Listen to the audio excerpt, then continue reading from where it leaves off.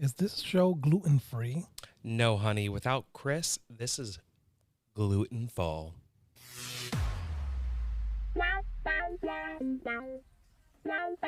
Welcome to GayTalk 2.0, the ultimate podcast for your dose of dish.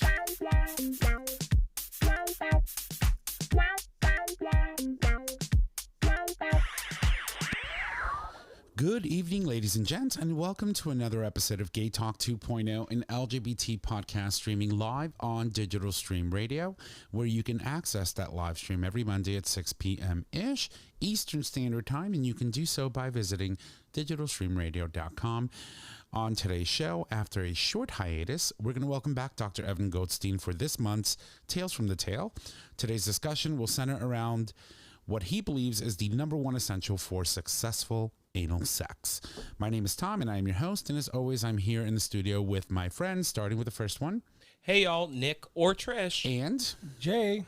And welcome you all to The Dish. So we're here, we're queer. Jay, come on, man. A little bit You more. were like a beat behind. Yeah. A little bit. The Dish. She's nasty. Hold on one second. I didn't want you to listen to while I was popping open my beverage. But anyway, we're back. There's a lot of things going on. Certainly a lot of things that we're going to be talking about regarding the news. But I quickly wanted to just toss it over to my bitches to talk about a little bit about our week. So, Nick, why don't we start with you? You've had quite an eventful weekend. I did. So do you want to tell us a little bit about it? Yeah, sure. Cut me off if I talk too long. So I'm officially yellow. Like this? You can't. Oh, okay. Yeah. He muted me. So I'm officially yellow. Yellow in the sense? So my friend told me that they have a friend who at a certain point in their life decided, I'm not going to go by my age anymore. Right. So this is my year of yellow instead of my year of 34 because I need brightness and, change and just like uplifting energy in my life. So this is my year of yellow. I am 34, but really it's just yellow. Yellow. And yellow is such a positive, fun, bright color, right? So you walk into a yellow room, you walk outside and the sun is out, you instantly feel good. So that's a good metaphor. I like it. Yeah. I like it.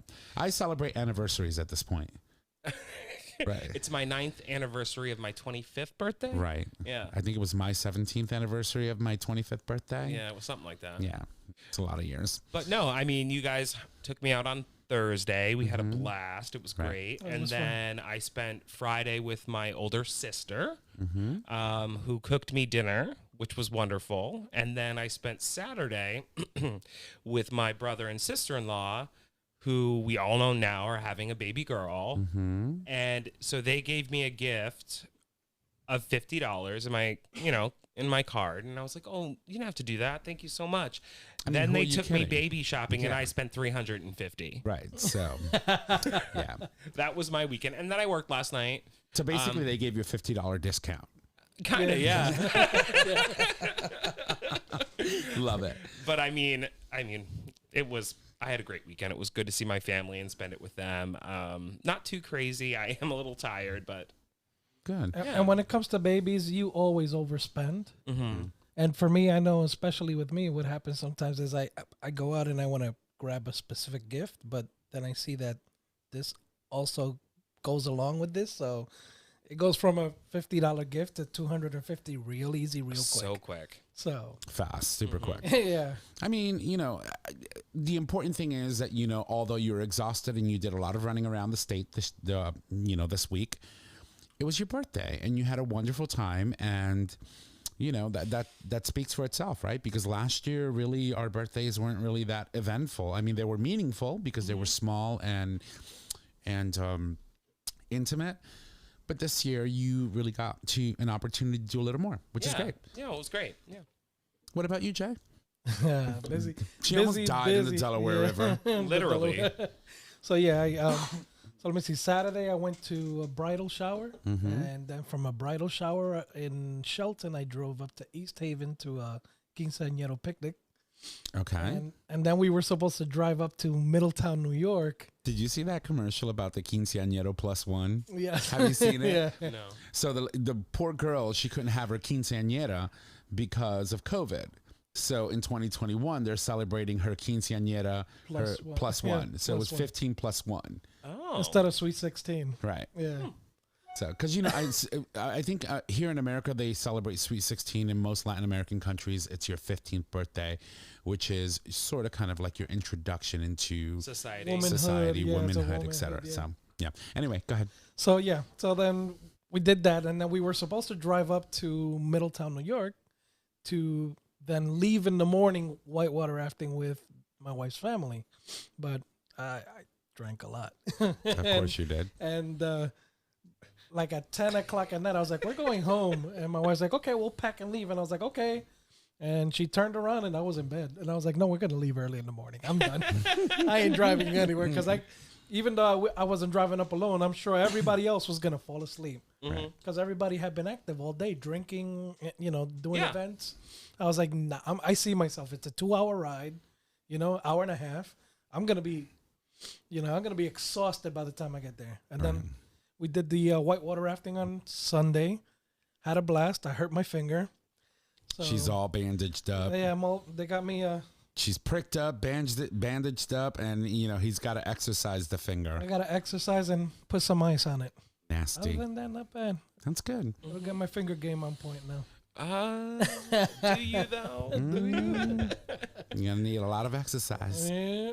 So I spent my weekend, my hot ass weekend, building a gazebo that I bought, a monstrosity. It's 14 feet by 12.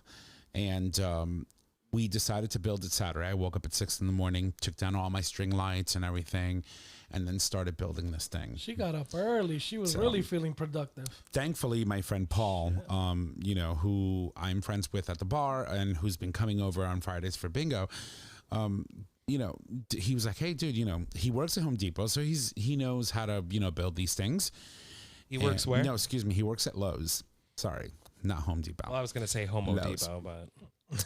And so he came over like around 8 o'clock in the morning, and the poor guy, here we are, him and I just putting this thing together, just two people. It took us 12 hours. Halfway through, he decides he's going to suffer from heat exhaustion. No. I had purposely took towels, and I had a cooler that was full of ice and water, and threw the towels in the ice water and left them there. All of a sudden, he's like, Tommy, I don't feel well. And he just starts throwing up. Oh yeah. God. He got to him. So I'm pulling towels out, putting towels on his head, stuffing towels like in his body to regulate his temperature. And he came around and, you know, kept drinking and drinking water. Okay, there you go. I'm like, what? Water. Hydrating. And then like Gatorade and ginger ale just to get some sugars and stuff in the body. And but we finished it, and the past 2 days under that gazebo has been bliss. It's beautiful. Because prior to that, you couldn't enjoy the space, right? So I had created this amazingly beautiful like stamped concrete patio, but you couldn't enjoy it, right? You couldn't enjoy it because of the heat, and the sun was always blaring all day long. Now with the gazebo, it's a different story. It's like a whole new... gay-zebo? The gazebo, yes. Thank you. It's amazing. So that's what I did. Nice. So, needless to say, it was I literally don't know how you're functioning. I mean, I'm in pain. That whole thing that came, what was it, like 600 pounds? Steel, 750 wood? pounds. Like, no. Yeah. Tom was like, well, why don't you come over? I'm like, I'm baby shopping. She loves to enjoy the space, but God forbid if I ask her to help me out. Oh, bullshit. I came over and I helped with the pergola. With what? The pergola. You held one piece of wood. That so is I can helping. Screwing it in. That is helping. And I supervised when you took out when you took out the front walkway. Well, you got to remember, sometimes some of us like to build and others like to supervise. Yeah, I'm good at it. I don't need a supervisor. I'm my own boss. I don't need a supervisor. I need a helper. Yeah. But she's forgiven because it was her birthday weekend, and obviously she's not going to spend that building a gazebo. So, no worries. A gay-zebo, sorry. Thank you. So nonetheless, you're forgiven. But next time I have a project, bitch, you're here in freaking boots and all. I don't have boots. I'll buy you some. Waterproof ones, too. Walmart has Steel-toe some boots. nice boots. But I'm anyway. gonna look so butch. So we're excited to have Dr. G come on board, but I feel like if we get into this next conversation, we're probably going to go down a rabbit hole, but we're going to do it anyway because we do have these stories that we need to cover. So I want to start off with saying that there's a lot of things going on right now in the news in regards to Afghanistan. Obviously, it's very detrimental to the people of Afghanistan in having the U.S. pull out, but it's time. Mm-hmm. You know, it's time for, I believe, in my opinion, that we pull out because we've been there for 20 years and you can't help someone who doesn't want to help themselves. For 20 years, we have tried to institute a stable government in that country, tried to provide them with the means to be able to take care of themselves. And since the announcement last year with the previous administration that we were having every intent of pulling out in April, the Taliban has been making progress in regards to taking over some of the outer skirts of the main city or the capital of Kabul. Mm-hmm. Which, and I don't want to, you know, take away from the fact that we lost so many lives and we've put so much money into this 20-year war. Right. Trillions per year. But the reality is, as we have been slowly pulling out and the Taliban have slowly been advancing and then had the ability to take over the government, what did we accomplish? What were those lives that we lost and that money that we spent? Like, what? Not. It just blows my mind. Right. It's a tragic situation for the people that are left behind in Afghanistan. And if you haven't been watching the news or you've been living under a rock all weekend, Kabul fell last night. Kabul as a city officially fell under Taliban rule and control. The president fled the country with God knows what in his possessions. And you know, and I'm not going to sit here and bore you with the details of what's going on because obviously it's on every major news network and we're not one of those major news networks. But what I do want to talk about is the impact on LGBTQ plus people in Afghanistan. You know, when you think about all of the changes that have come as a result of, you know, having the U.S. occupy Afghanistan for so long, you tend to see that certain groups like our brothers and sisters in the LGBTQ plus community had a little bit more freedom to be themselves without the fear of being persecuted in most major cities there up until the announcement of the withdrawal. And what we're starting to really think about now is now that the U.S. has officially announced it has every intent to withdraw, what happens to these LGBTQ plus people, right? Obviously, we have support systems in place in other countries like here in the U.S., in Canada, that are willing and able to provide assistance once the individual is here. But how do they get out of Afghanistan if they weren't like an interpreter, for example, for the U.S. military that we're helping out that can get these special visas? How do they get out? You know, because the sad part about this story is that unfortunately, if, and it's only a matter of time, actually when they fully take control of the entire country, they're going to institute Sharia law, which will allow them to actually persecute both men and women who practice homosexual sex and could end up in their deaths. One of the punishments for homosexual activities among men and women is death. And it just hurts my soul because I know the freedoms that I enjoy here. And I know how hard it is to not have those freedoms. I've known the fear of being attacked for who I am as an individual, not to the point of violence in most cases, but I know that fear. But these people are in real mortal danger, and it's really, really, really troubling. What say you? God, I don't know. This is heavy. Yes, it is. But it's the truth, right? I mean, the last update that they actually had on CNN states that the Taliban now controls the capital city. Yeah. This was a update about 15 minutes ago. Yeah. They took control. So the only thing that they don't have control of is a certain part of the airport that the U.S. is actually keeping under their control to be able to get personnel that are part of the U.S. and U.S. citizens out of Kabul.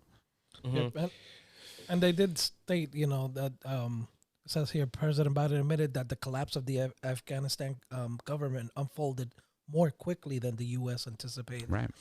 I think, honestly, I think it was just the same amount of time I expected it to happen. Right. Yeah. Because of the way they are. Whether we pulled out 5 years ago, 6 months from now, or 15 years from now, the end result is still going to be the same. If the people that are there in power don't want to help themselves and rely on foreign help and the assistance of the UN and the US and other nations to fight this war for them. It's like, this is your country. You have to take responsibility and protect yourselves. And unfortunately, they're not doing that. No. And the LGBT population, definitely, unfortunately, you have people that are going to be forced into hiding. So I wanted to point out one more thing. Are you going to talk about Gaddafi? Yes. Okay. So very importantly, so I was reading this article that was published on The Advocate, and it was actually authored by Gaddafi Akporo.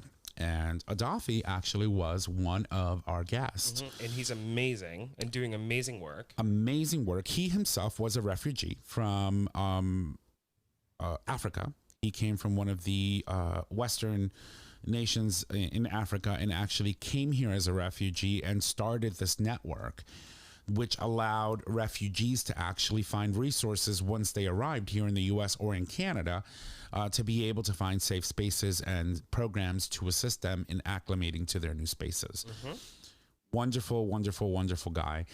And, he's bringing up the question, what happens to our brothers and sisters in Afghanistan, and what can we do as a nation and as a humanitarian effort to save LGBTQ people in Afghanistan? Yeah, 100%. I mean, looking at this article that you have shared with us, to be honest, it's pretty scary. So we have organizations like the Rainbow Railroad, and what was the other one, Tom? We just talked about it. AsylumConnect. AsylumConnect. Which is an app.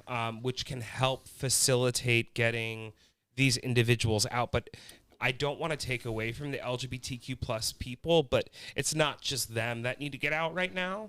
Canada has officially announced that they are going to receive or allow 20,000 refugees to enter Canada. And now the U.S. needs to step up and say how many we are going to then support. And then we need to figure out through these organizations how we can safely get them out, because just like right before the show we saw that another plane was shot down of Afghan it was an Afghan military plane trying to flee the country, and it was shot down by Uzbekistan in their military airspace. So how do then we allot the funds that are now hopefully being pumped into these organizations to get these people out? That being said, too, we need to embrace and engage all the LGBTQ plus philanthropic foundations, individuals, to start funding these organizations that can help get these people out and get them safe. I mean, literally, I literally can't conceptualize how to actually safely get anyone out of a state where, it's now completely controlled by a terrorist military organization. Right. Like, how do you go about doing that? Right. And I know that I had made a joke earlier, and I don't, not in a negative way, but it's like the Underground Railroad, right? Right. How do we actually make it so that these people are getting out safe and creating pathways for them to get out safe? Right. And how can we help besides donating money? Like, Right. what can we do? Right. Because once they're out, the resources are there. It's how do they get out? Not necessarily. In some circumstances, like if they came to New Haven, we are a sanctuary city. Right. So there are resources here for people that are refugees, but a lot of places don't have that. So it depends on where they get placed, right? So I'm sorry, let me rephrase that. Once they get out of there and they arrive here, if they're going through something like, for example, AsylumConnect or the Rainbow Railroad, there are resources for them once they arrive. And they help them connect to communities within the new location they are, so they don't just show up in a city and not have anywhere to go, no one to talk to, no understanding of their surroundings. Right. So and the thing is, so the question becomes is how do they get out? Not so much what happens when they're out. How do they get out safely? Yeah. And taking into account that now they're shooting planes down. Right. So, you know, and even whether it's military or not, it's not like you can fly in with a military plane and they're going to cease fire. They're going to take advantage. It's target practice for them. And, you know, unfortunately, you know, there's a lot of more information on the resources that we've just mentioned, that because this was all developing news and things are just coming up and flying at us right before show started, we weren't able to actually grab all that information. But I will tell you where you can go to listen to the episode so that you can have all of the information provided for the resources that we've just talked about. So Adafi actually joined us during episode 215. It is available on our website, which is gaytalk20.com. You can go right under audio podcasts and search for episode 215.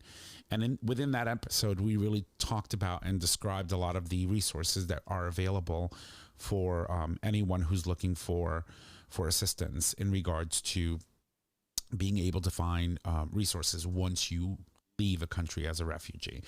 So that is that. And I feel like there's a lot more that needs to be said and talked about in regards to this, but we do need to make sure that we go to break because we have Dr. G coming back after the break, and I do want to say one other thing. Of course, obviously I do. No, so when we were watching the news earlier, President Biden did say that we have a certain amount of troops that are left in Afghanistan to help facilitate safe travel out of the country. Right. And I think that with organizations like the Rainbow Railroad, like AsylumConnect, those organizations need to start working with the government and the military to help facilitate getting these people out. And I think that is a pathway they can take, but that pathway needs funding. It needs funding, and it needs to happen very quickly. Yeah. Very quickly. All right, well, listen, on that note, we do need to take a break. We'll leave you with some music, and when we come back, we have the great Dr. G. Here we go.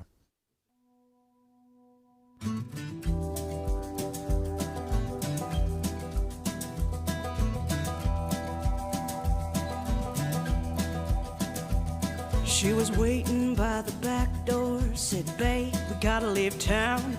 Get your shit, get your suitcase, your dog, your guitar, cause we gotta go now, cause they're coming.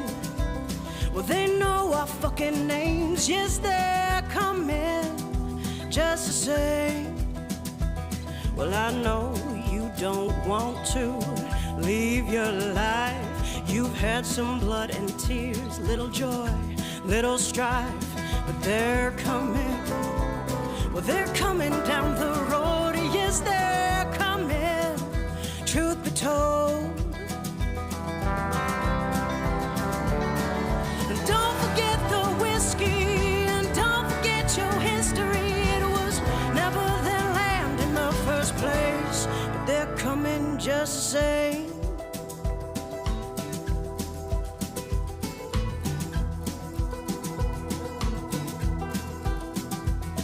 Got a knapsack full of judgment, hypocrisy, and lies. And they're talking so much hateful bullshit, they've begun to gather flies. But they're coming, well, don't look 'em in the eyes. Yes, they're coming, no surprise. And with so much terror in our past, how are you so surprised it's come to bite you in the ass? Yes, it's coming. Well, it's nipping at your heels. Yes, it's coming for the kill. And don't forget the whiskey, and don't forget your history. It was never their land to sell or trade.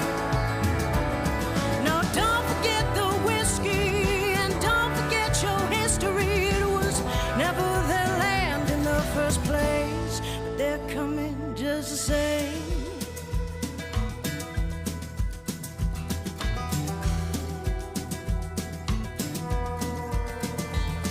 I'll meet you at the station where we can get on that train.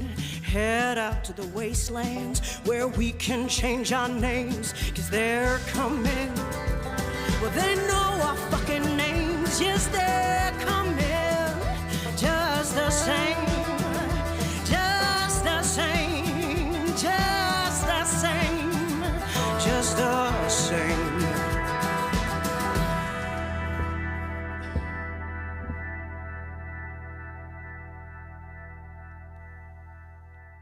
All right. Well, ladies and gents, welcome back from the break. That, of course, was Wastelands by the incredible Amanda Barrick. Her debut album is available on all the major music streaming services, so make sure you go check out your LGBTQ plus artist and support. Joining us now, of course, is the always dashing Dr. Evan Goldstein with this month's Tales from the Tail. Welcome back, Dr. G. How the fuck are you three? I haven't seen you forever. I know. I feel like you quit us. I know. I apologize. I don't know what happened. Did we get into an argument and you didn't tell us? No. I think it was just like this summer and shit was happening and I was partying and then I didn't like his whole pic on Instagram. They're like, oh, you need to go give a talk on GayTalk 2.0. I was like, fucking just move that shit the next week. Yep. He was like, fuck that. I love you so much. I love it, but we have. That's how I feel, and that's how we've been all summer, actually. Right. Yeah, no, it just happened that, when we were trying to work out the logistics of obviously trying to get you in on the first of every month, things were happening and it just didn't work out. And we're okay with that. People have lives. And, we were looking forward to the fact that we were going to see your face again. And we knew that was going to happen. And it's here and we're excited. So obviously Chris didn't show up. Yeah. What does that mean? Well, Chris was here last with a grain week, of salt. but he's at Tanglewood right now enjoying a concert, some Mozart thing. That's perfect. It's all good. Whoever's sitting in his seat, he's a good guy. That would be Jay. Much appreciated. You ready to talk about some ass or what? Let's talk about some ass. So, Dr. G, why don't you tee us up for this month's Tales from the Tail? Yeah, so I think we're talking about the number one essential for successful anal sex. Is that what we're talking about today? That is correct. I need some advice. Cool. You need advice. All right. So I think the key of this tale was more for people to think about sex a little bit differently, and understanding that anal is not overtly very difficult to think conceptually. All right, well, what the ass is not complicated, meaning it's skin and it's muscle. I mean, we've spoken about this before. Right. And so is the skin able to accommodate whatever you're inserting? Is the muscle able to fully relax? That's it.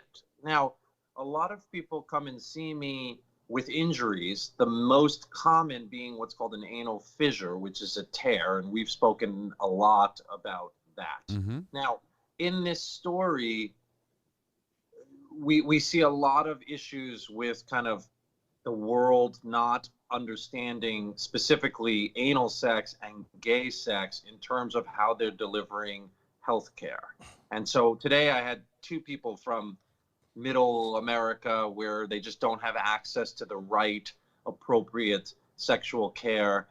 And they have this, which is they've been able to take dick for a long time, no problems at all. And then there was one incident, whether it was a little too rough or positioning was off or there wasn't enough lubrication, where a traumatic event happened and a fissure or a tear developed. And they were never, ever able to recover from that, whether it's shitting with pain, whether it's bleeding, or whether they're able to shit and they're not having any problems other than that they can't fully bottom comfortably. And with that being said, they'll go to their run-of-the-mill doctor, they'll get some creams, the creams don't work, they then go see a proctologist in that area, and they right away want to go to kind of cutting the muscle and trying to relieve some of the pressure so that in theory, the tear will heal. But with this story, it goes to talk to people about, is your ass a muscle issue? Is it a skin issue? Or is it a combination of both? When you say cutting the muscle, what does that mean? Like, so I show up and I'm like, I can't take dick and I'm a power bottom. So this is weird for me. And then they're like, we're going to cut your muscle. Like, what does that mean? What does that look like?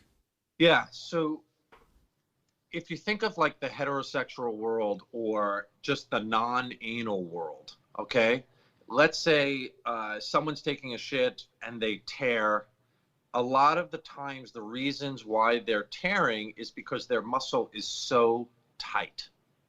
And that's not to say that we're all loose as gays taking it up the ass, but a lot of people, especially in the anal world, the muscle is not the issue. They're able to take dick, take toys. It's not the problem.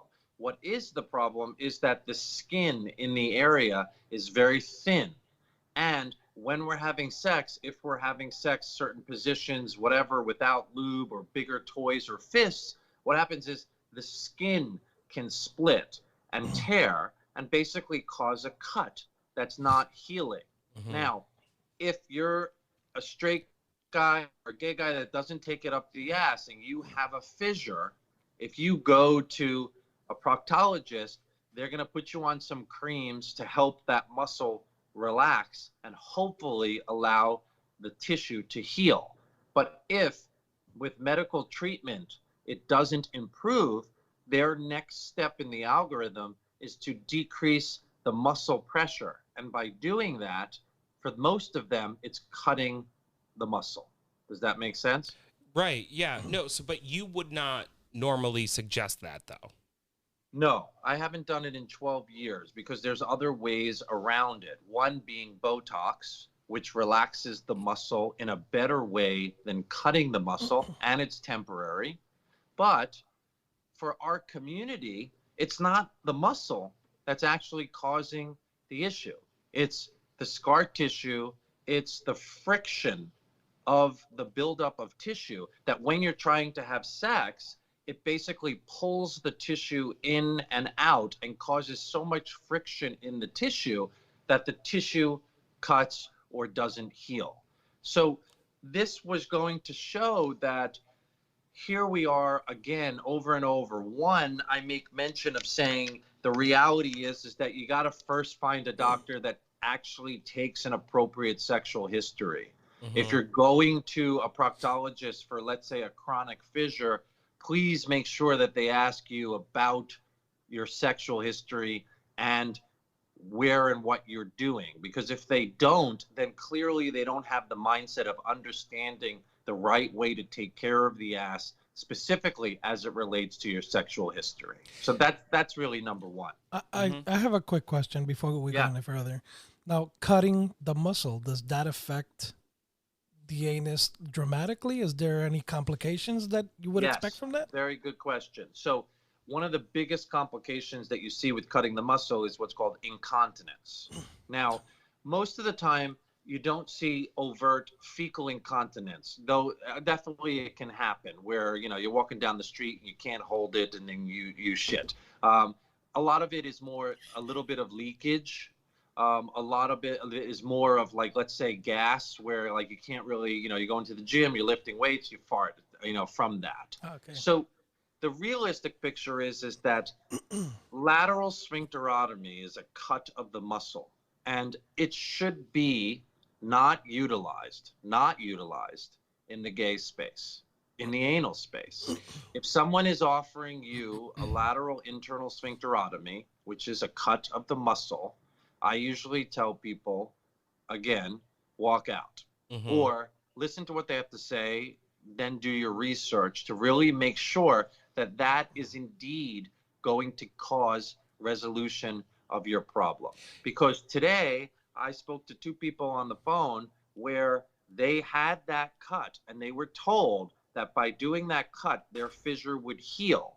And the reality is that they did not take care of the primary problem. So it didn't heal, and they wound up going for an unnecessary procedure when if they would have had access to care that's specific to the community, all of that would have been avoided. So, Dr. G, you took special care to mention in the gay space, not something that you would recommend in the gay space. So, in the heterosexual world, where men may not be using their anus for the same reasons we use it, is it still something that they should definitely shy away from, even if you're not actively using your anus for sex? I mean, can complications be? Yeah, I think nowadays with the use of Botox has really revolutionized specifically a lot of different medical conditions and in the anal world. Now, Botox does a better job of relaxing that muscle, and it's not permanent. So, yes, look, if you've used Botox a couple of times and you've shown that everything has improved, but the realistic picture is the person doesn't want to constantly keep getting Botox, then you can make an argument moving forward, hey, maybe we do cut a little bit of the muscle to allow for that relaxation. But honestly, in 12 years of me doing this, I haven't yet had to do it. And I do see definitely people that don't take it up the ass, that just have primary anal problems. Mm-hmm. And the realistic picture is by doing the appropriate treatment of cleaning up the scar, of making sure that there's nothing else that's going on, and giving Botox, you're able to get them into a much better space and heal them. For individuals like the two that you're speaking of currently who have gone through the procedure, is there a way to fix it? Can you repair that cut? Or is it now we need to look at different options of how you move forward sexually and generally in the world? Yeah, so I think a couple of things, just like you mentioned prior, some of them would be a little bit looser because of that cut, right? And looseness is an issue for our community. It's not, oh, I'm shitting on the street or passing gas. It's more of, I can't really feel sexually stimulated anymore. I can't feel my partner, or I'm not tight enough where my partner just doesn't get off anymore. They used to be able to come all up in me and get to do what I want. And now they have to kind of finish outside of me because their sensations aren't there. Does anyone feel like that was directed at me? You can tell I was looking at you. I'm joking. I'm sorry. So, Trish, is there something you would like to share with the No. crowd? So back to what we were talking about, fixing the cut. So back to fixing the cut. So the issue is, if somebody had a cut of their muscle, there's things that I can do. I don't need to repair that. The reality is that what's done is done, but there's certain things that I can do if there is consequences from that. But what people need to understand is by cutting the muscle, they actually didn't take care of the issue at hand. Mm-hmm. So the people that are in middle America, they'll come to the office, and what we'll do is we'll actually put them to sleep, make them comfortable. I'll clean up the scar tissue, get rid of any of the issues that are related to the scar being the issue. And then that will then allow them to heal in the right way. It had nothing to do with the muscle. And so if the guy came to my office and we started talking sexual history, and he's like, yeah, I'm a big bottom. I've been bottoming forever. And this happened a year ago with an incident. Clearly, I know if the guy was able to take dick and fists before, the muscle is able to relax. It's not a tight muscle issue. And then it winds up putting you into the category of, oh, it's the scar tissue. How do I now work the scar tissue to build better tissue in the area? Does that make sense? Mm-hmm. So if you're going, so let's be honest, we look at the United States or whatever, you're bicoastal, you have two practices, you are obviously in demand. There aren't a lot of doctors like you out there for our community. What would I say if somebody's like, all right, we need to make this cut? Instead, how would I have the conversation? Can we look at, actually, is it scarring? Is it tissue? Like, how do I move forward with the conversation when I don't have access to the brilliant Dr. Evan Goldstein? Right. I think a couple of things. One is, anybody out there has access to me. There's my email, DM, you can get in contact with us. There's many things that we can do to coordinate care, whether it's through Skype and walking through people, or through the system, or obviously coming in to the offices. Now, with that said, I think number one is really making sure that they're asking you sexual history, and that you are spearheading the conversation of like, hey, I'm gay, I take it up the ass, I have a partner, this is what's going on, I want you to know all of this.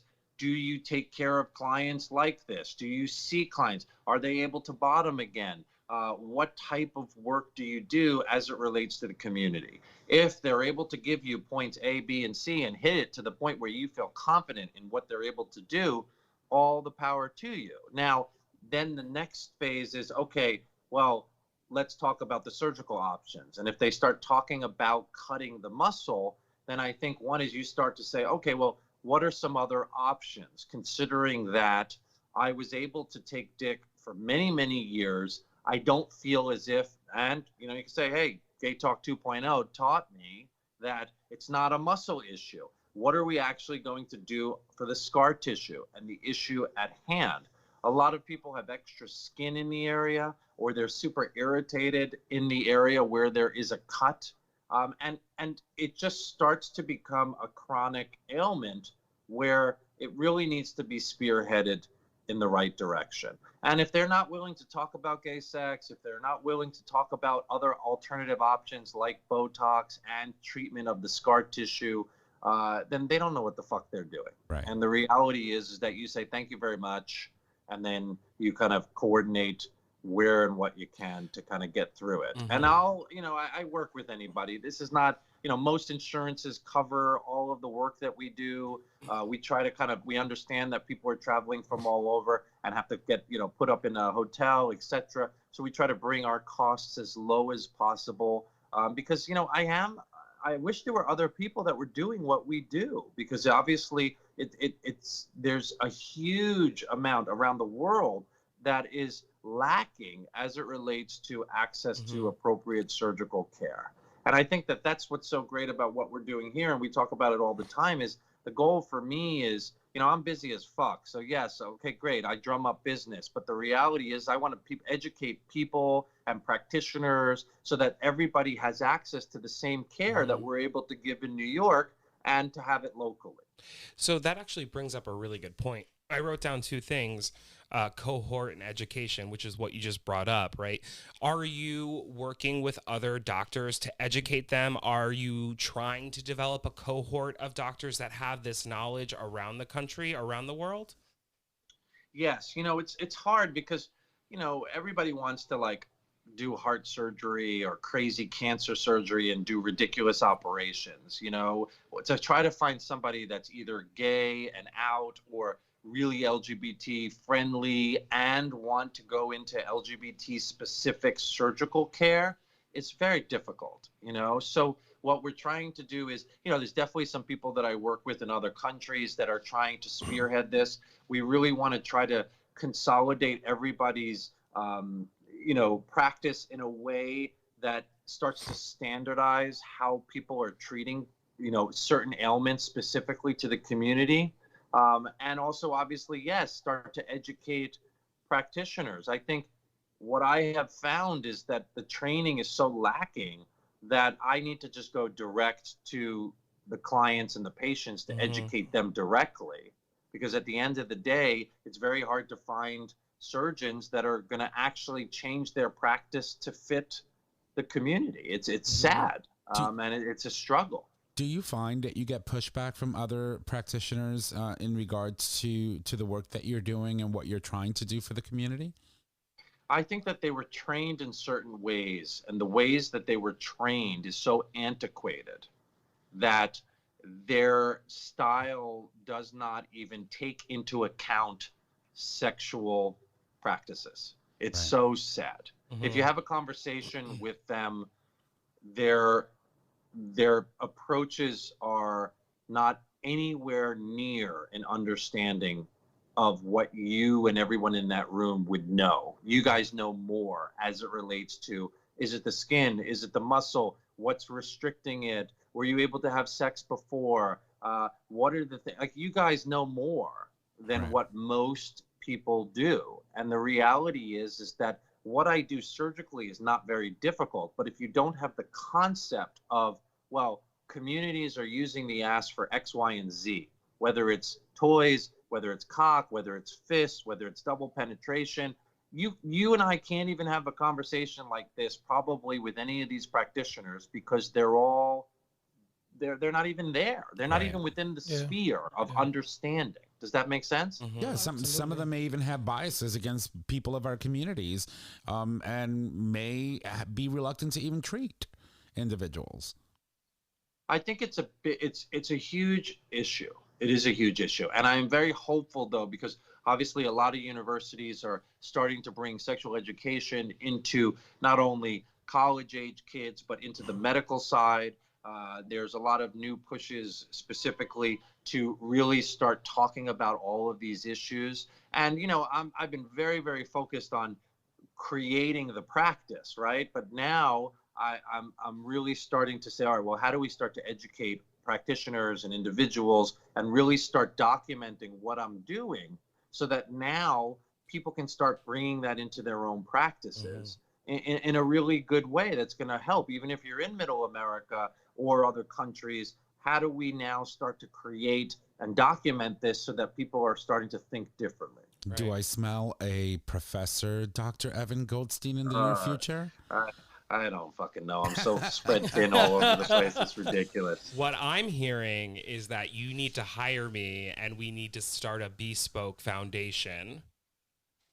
Well, that is in the works. That is in the works. Why did I know that was? Yeah, of course. There is in the works. Again, I think that the next move would be something like that, which is how do we really start to kind of look at what we've learned over the past 10 years and start to create platforms where others, both medical practitioners and more patients, have access to all of the resources that they need.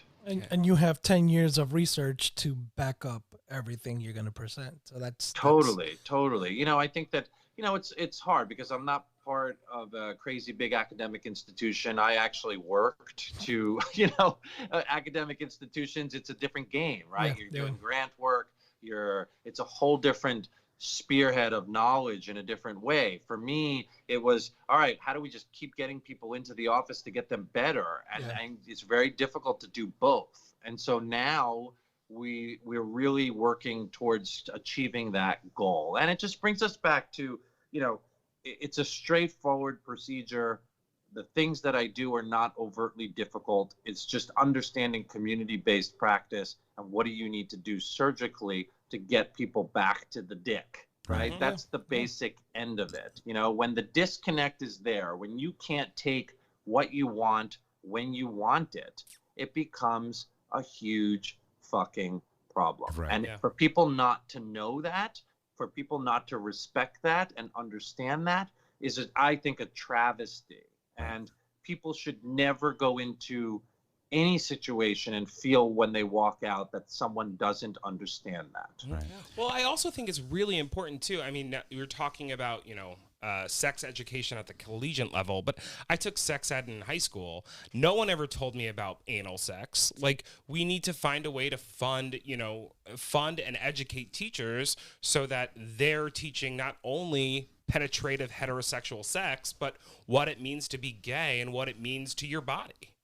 Yeah, like for instance, today CNN published a sexual education kind of article all about sexual education for the parents. Do you think that there was any indication of, well, what if your child thinks that they're part of LGBTQIA community, or what do you do, or how do you have understanding conversations and questions, blah, blah, blah? No.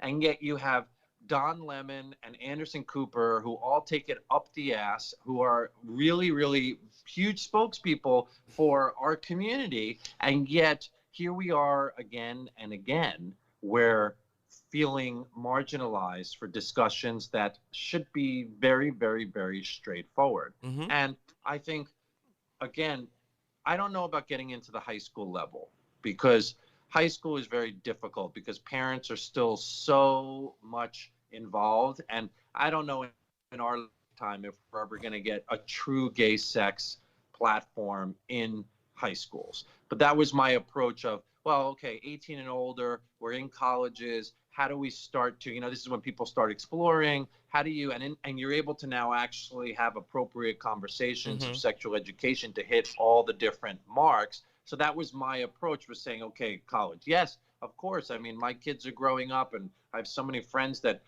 don't know where they are in the sexual side of things. And how do you make sure that you're hitting every category to provide people with the support? And again, I don't think you need to have all the right answers. I don't think you need to dive crazy deep into everything. I think that you need to provide enough where now someone knows where to go and someone knows the right resources. Yeah. Right. And I agree with, as far as the educational part with schools. I worked at a high school for some time, but I also realized that what you stated as far as exploration starting in the college level, not anymore. I mean, we had freshmen coming in 12, 13. No, 100%. I agree. It's just that I just don't know how getting to the parents on, getting the parents on board is always an issue. Yeah. Especially LGBTQ issues. Yeah. I mean, I think it could start. Sorry to derail, but like it could start at like your local pride centers, at least providing them funding so that they have education for parents if kids come out, like what to expect sexually for your kids and how to have the conversation. And a lot of the reluctance of having this type of education or even this type of curriculum in a lot of the current school teachings is also generational, right? As we go through and cycle through generations, the following generations become more and more and more accepting of different lifestyles and different ways of being and who people are. And so you'll start to see that over the next 20 years, there's going to be a lot of changes happening when now people that are that generation that's beyond millennials start taking control of situations and making decisions for themselves and being, getting involved in the political arena and things like that. And so things will start changing, but it will take time. Well, have you guys seen the new Gossip Girl? Watching it, love it. Shit. First of all, if Evan Mock is listening, I want to have sex with him. He's the most adorable person. But with that said, I think you start to see fluidity and, a craziness as it relates to on HBO Max. Obviously, you have to applaud for all of this as it relates to starting to really bridge that gap of saying, hey, look, their fluidity is amazing. And then figuring out where you are is all part of the process and that there's nothing wrong with it. Right. So I agree with you. We need to get Hollywood on board. That Hollywood seems to be on board. Yeah. Sex sells. We all know that. Oh yeah, no, but I'm speaking in the medical aspect. You know what I mean? Just stuff that they talk about in movies and in TV shows. You got to be. That's where a lot of places, go to get information. Yeah. And we work very closely with a lot of different porn sites to try, because a lot of people are trying to they look at porn and don't realize the differences as it relates to real life. Yes. And how do we kind of provide that? And I think that at the end of the day, everybody has Google at their fingertips, and now we need to make sure that people have access to the appropriate information and are seeing people that know exactly what they're supposed to do. And with these, people, I see it over and over again. You go to a wrong guy, they give you the wrong information, you have a surgery, you still can't bottom. It fucks with their lives literally in a terrible way. And then the reality is that it's a 15-minute procedure with a specific technique that allows for it to heal and for people to get back to what they need to sexually. We all see it. It ruins relationships. If you can't bottom and that's part of your MO, it's really a disastrous, a disastrous event. And the reality is for everybody to know that there is help out there. There are people that know what the fuck we're doing and have access to, and don't feel as if, if you don't have a good insurance, if you don't have any insurance, we are super, super supportive of anybody that needs help. The key component is obviously get in touch with us or someone like us so that we're able to get you the care that you need. That's amazing. Well, Dr. G, as always, thank you for your wealth of knowledge in regards to a lot of the different topics that we've discussed throughout the past year and even into previous years as well. But before we let you go, we have one more question for you. And this is very quickly, simple answer. Last week we covered a story in where it was talking about men who jerk off or ejaculate at least 21 times a month are less likely to develop prostate cancer. Where do you stand on that? Is that an accurate statement? Do you think that that's an adequate amount of time to be jerking off a month, or do we need more? What's the deal? Well, I think the key component for people, especially in the bottoming space, is there's a lot of bottoms that will take dick or whatever and not get off and not finish.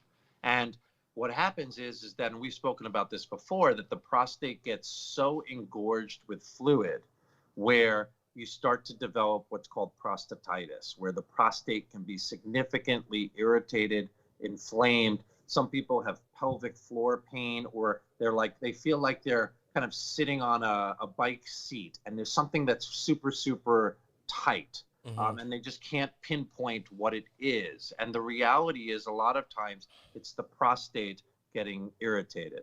And the way to prevent that is to get off, and to get off quite frequently.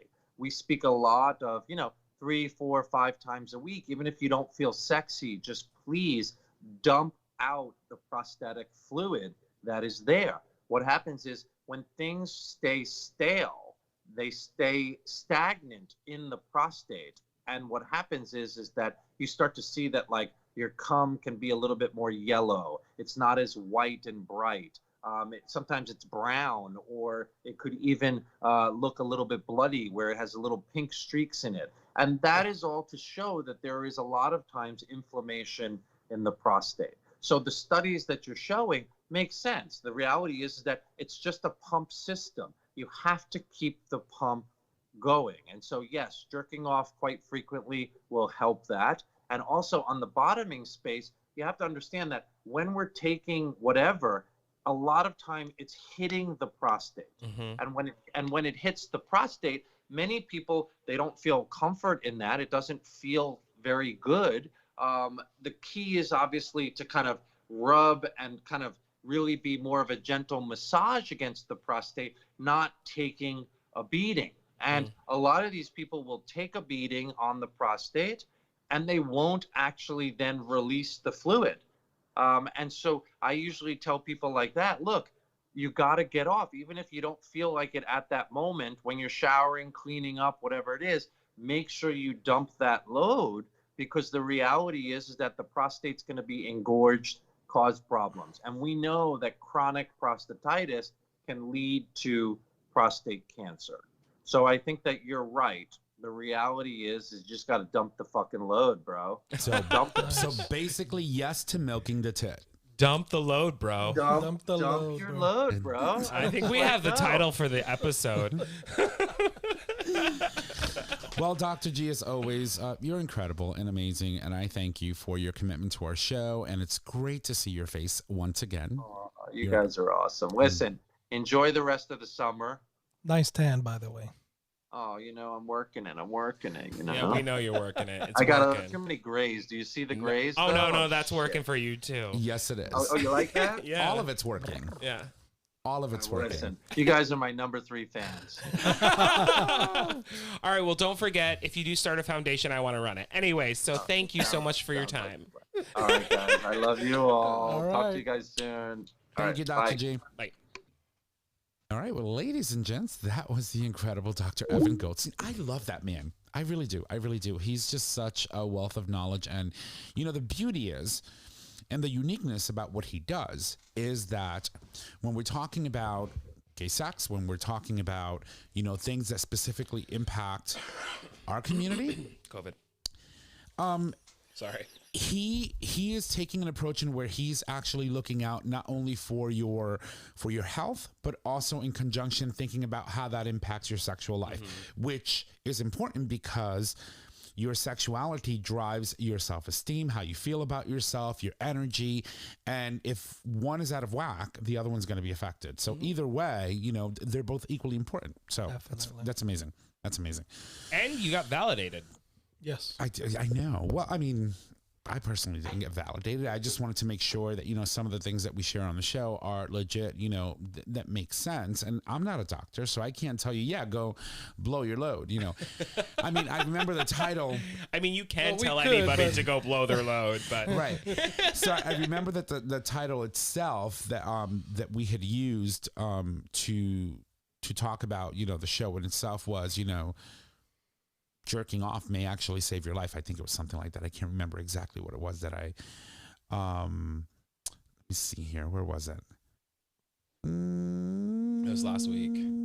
Ejaculate, it may save your life. That's basically what we used. And you know, it's important, especially for men. And so for all of our female listeners, you know, sorry, we may look at ways for you to ensure your healthiness in some way, shape, or form in a future episode. But that one was specifically for the men.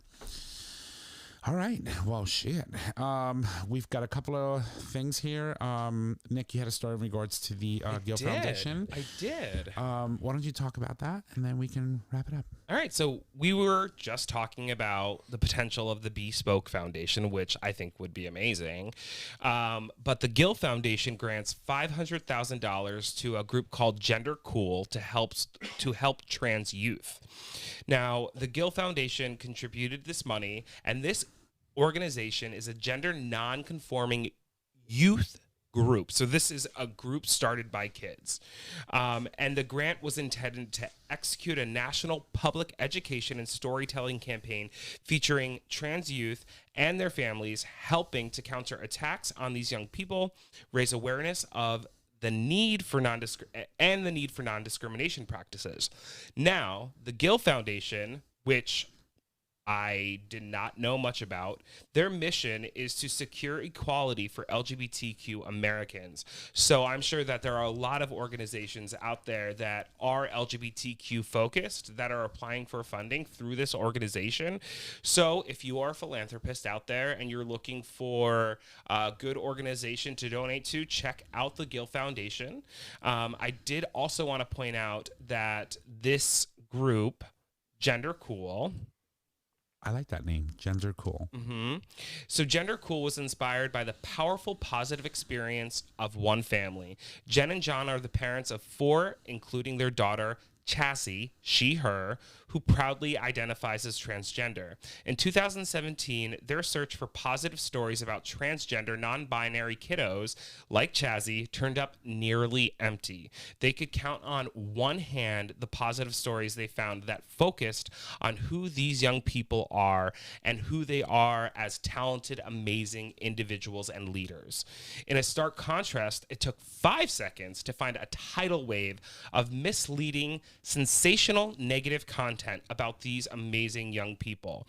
So this organization is literally in a their role is they are trying to change the narrative. Right. And they just got this amazing gift. It's a game-changing gift. $500,000 is a game-changing gift to literally help shift the narrative for the transgender youth. That's amazing. Yeah. That's amazing.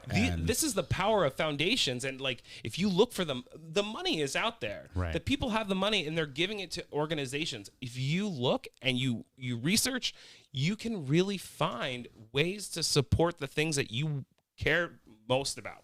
Right. So basically put yourself out there. You know, if you've got a really talented grant writer, start imploring that they, you know, reach out to the money's there. Like you said, the money is absolutely there, and it's there for whoever wants it. Yeah. And I mean, just like, for example, with the Olympics, we're starting, like they were saying, you know, they, you know, found a tidal wave of negative stuff, and they could find but a handful of information for positive stories. This past Olympic season, it was a game changer. We had all these transgender athletes that were sharing their story, being out and positive and proud. I mean, those are such positive stories. Right. And those are the things that that's what's going to help change the narrative. Right. And to think that in this past Olympic actually was one of the most represented when it came to LGBTQ plus individuals, not only just transgender individuals, but there were a lot of gay men, women, people who may identify as gender nonconforming that actually competed in the events, who were open and openly out. And won. And the majority of them won. And so that's a beautiful thing, and just goes to show you how representation is important. And I always say this line, and if you don't know what that line is by now, then tally it up. No. What I always say is visibility is our biggest strength. Right. I believe that wholeheartedly. If we're not visible, if we don't put ourselves out there, then we're not making the strides and the changes that we need to be made to make sure that we move ahead in society. 100%. I mean, one of their slogans at Gender Cool is an inspiring disruptor. We are breaking through to millions of people who say they've never met a transgender or non-binary person. They feel conflicted about what they read, see, and hear. And the only way to change a mind is to have a conversation, be honest and visible. Right. And for all of you, LGBTQ centers and people that are providing services to LGBTQ folks that are nonprofits, get on the wave. There's a current wave right now where corporations are really looking to meet a quota when it comes to supporting LGBTQ plus people. And as horrible as that may sound, it's not, but it is. It's all about that money. You need that funding. Get that money. They're out there. They want to give it away. If you have a grant writer, if you have someone that's actually doing that work, that is probably one of the most important roles that you may have right now within a nonprofit organization. Reach out to these companies and get their money. Yeah. Get them for what they're worth, because if they're willing to give it away, we're willing to take it and use it and put it to good use. 100%. So, wow, that's awesome. Yeah. So good for them. Good for them. All right. Well, it seems that we have reached the end of the road for today's episode. So we're going to, of course, start wrapping things up. So I'm going to toss it over to my queer friend Trish here. And I'm going to give her some love so that we can jump into Mama Kim's Minute. Oh, thank you. All right, everybody. So here's Mama Kim's Minute. Number 1, man adopts his daughter's best friend who was rejected by their own dad when they came out. Number 2, heroic mom grabs phone from man following her trans son into the bathroom to take pictures of him. Number 3, Snickers pulls homophobic commercial from Spanish TV. Number 4, LGBTQ athletes win more medals at the Olympics than nearly 200 other nations. That's amazing. Yeah. All right. Well, Mr. J, I, unless you want Chris's music, I really want. No, we're good. I feel like that's not you. No. Do you want mine? Sure, why not? We'll start with that. Oh my God, yeah. On this day in gay history, brought to you by GayTalk2.0. The marriage of Ellen and DeGeneres and Portia de Rossi, when today, obviously, August 16th, 2008, we're in California. The two media personalities are married after 4 years together during a window in which California same-sex marriages are legal. Right. And then remember Prop 8 happened and that was overturned. And then, the Edith Windsor case and Obergefell case gave us marriage equality. That's amazing. And Can I just say one thing? Of course. Yes. Stop coming for Ellen. She's been through enough. Wow. Thank you. All right. Well, on that note, I would like to thank everyone for joining us on today's episode. If you love the show, make sure that you go subscribe, rate, and review on your favorite podcasting service. By subscribing, you get the latest and greatest of our show delivered right to your web browser or device as soon as our episodes are published. You can also support us on Patreon, which allows your listeners to support the show with a monetary donation. Those donations are collected monthly and can be in any denomination of $1 or more. Jay? Next week, we welcome Maria Connor, I believe it's pronounced. And if it's not, I'm sorry. It could be author, Connor. Yeah. Author of the new book, Girl Shock. I dress up as a girl for Halloween, but then she took over my life. Sounds interesting. Yeah, I'm excited. The cover is amazing. Yep. So thank you, of course, to our amazing guest, Dr. Evan Goldstein. Always love to talk about the butthole. We love you, so thank you. All right. And because we can't get enough of the good doctor, here's Nick with a weekly reminder for all you bottoms out there who want to keep your buttholes on point. And yes, we are talking about the future method. So, Nick, take it away. Thank you. Get the Future Method today. Each time you clean out with water or enemas, delicate tissues are harmed and cells are damaged, increasing chances of injury and or STDs. The first of its kind doctor-developed formula gently cleanses before you play without hurting your bum. So visit futuremethod.com to purchase your life-changing bum cleanser and more today. All right, Mr. J. And I guess it's time to put a ring on it. Oh, it's the cock ring's back. Our show is available on our website, GayTalk20.com, under audio podcast. It is also available as a free download on Apple Podcasts, Google Podcasts, and Stitcher Radio. I love the way he says podcast. Podcast. You can find us on social media, Facebook, GayTalk 2.0, Instagram, GayTalk 2.0, Twitter at GayTalk20. You can email us at GayTalk2.0 at GayTalk20.com. Tom, it's your turn. All right. And if you need to reach out to us, just head on over to our website and click on the Contact Us tab. That tab is located at the top of the web browser there. You can leave comments, suggest topics, submit a question for the cast or an individual host. You can also call us too. Phone number is 334-GAY-TALK. And if you need all those digits, it is 334-429-8255. Don't forget that we do stream live every Monday at 6 p.m. Eastern Standard Time. And you can access that live stream by visiting digitalstreamradio.com. With that, ladies and gents, that is our show. Thank you. And y'all have a good night. Bye.